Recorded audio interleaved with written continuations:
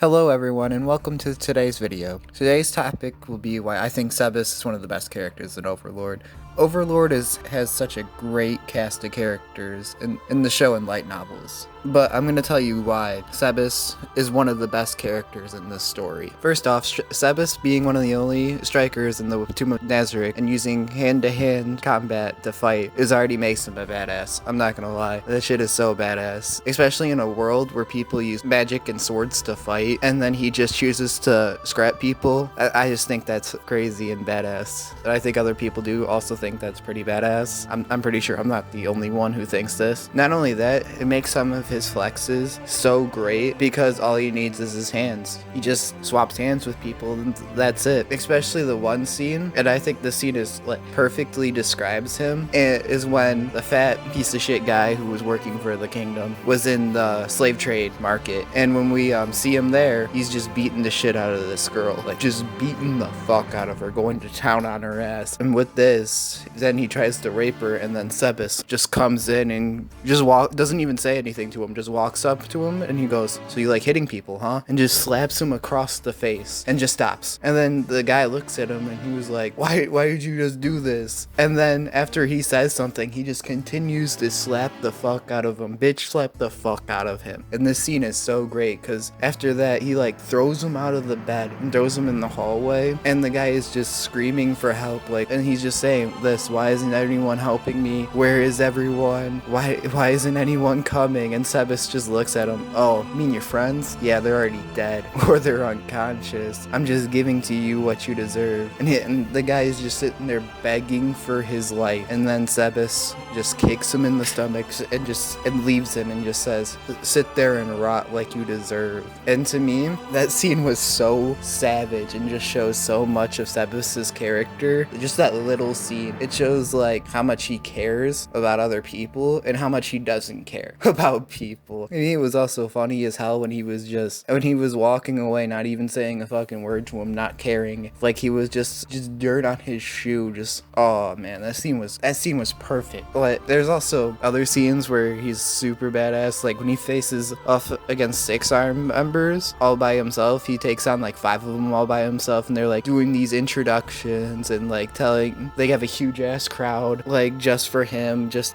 for the crowd, just to watch him die. And Sebas is just looking around unfazed, like, all right, where's Tuare at? You guys are nothing, just get the fuck out of my way or you're gonna die. And then they were just making all this shit up, they were just talking shit to him, blah blah blah, and then he just starts wiping the floor with them, and then he just looks around and just like, oh, guess she isn't here, fuck it, we gotta go inside now. And then he just casually walks in. That's another one of Sebas's like pure and great moments too. I don't even think that's the best one. To me, the best one is when he faces off against Zero, and Zero, just before Sebas walks into the room, was fighting Brain like no problem whatsoever, wasn't even scared, he was just talking shit the whole entire time, cocky as hell. And then Sebas walks into the room and he looks at it and he was like, dude, you're supposed to be dead, what happened? And then Sebas was like, oh, you mean your comrades? Yeah, they're just lying on the floor with the crows. And then Zero looks at him all confused and he goes, there's no way that happened, you're lying to me. And he like kind of chuckles it off, and then Sebas looks at him,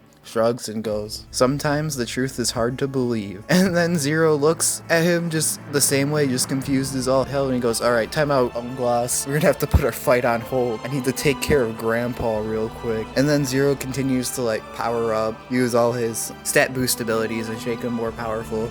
And Sebas is just standing there watching him like it was no big deal, not even putting on like an ability or anything. And then Zero charges at him full force, punches him once, doesn't even lay a mark, no scratches, no nothing, barely even gets his clothes dirty. And Sebas just kicks him one time, crushes his skull. And then after all that, he looks at everyone. He was like, thank God I was just a little bit stronger than him.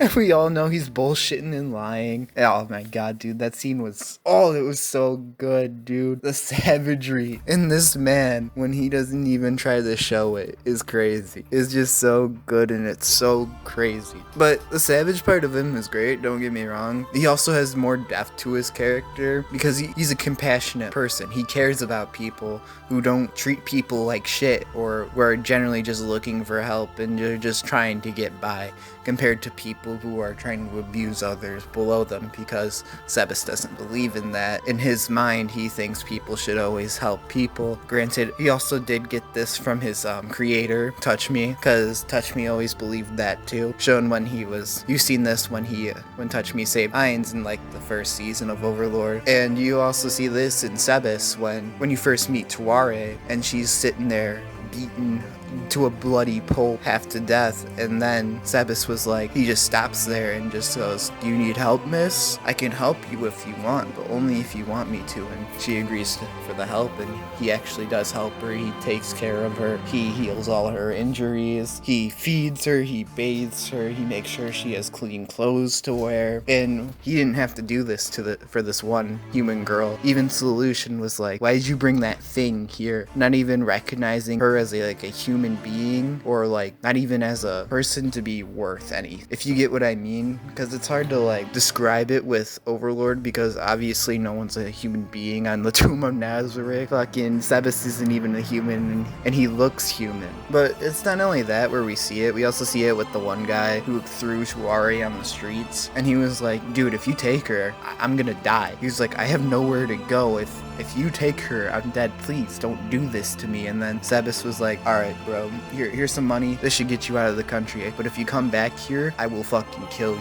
Granted, it isn't like the best show of compassion, but it still shows it because he did help the guy out when he didn't need to. And also that the guy did just do a horrible thing to Tuare, and he still decided to go out of his way and help out this man. You can also see this when he was helping out Climb. When he did that special training with Climb, he just met the kid, and the kid was already asking him for favors, which Sebas didn't need to do, but he still did it anyways just because he thought it would be cool of him. Anyways, but not only that, the cool thing is, even if it goes against his morals and shit, he will still always do whatever he can to help the Tomb of Nazareth and help Ainz with whatever plan he might have, even if it's against his morals, or even if he doesn't want to do this, showing that he has complete loyalty into the Tomb of Nazareth and Ainz, which is also really cool about him, in my opinion at least.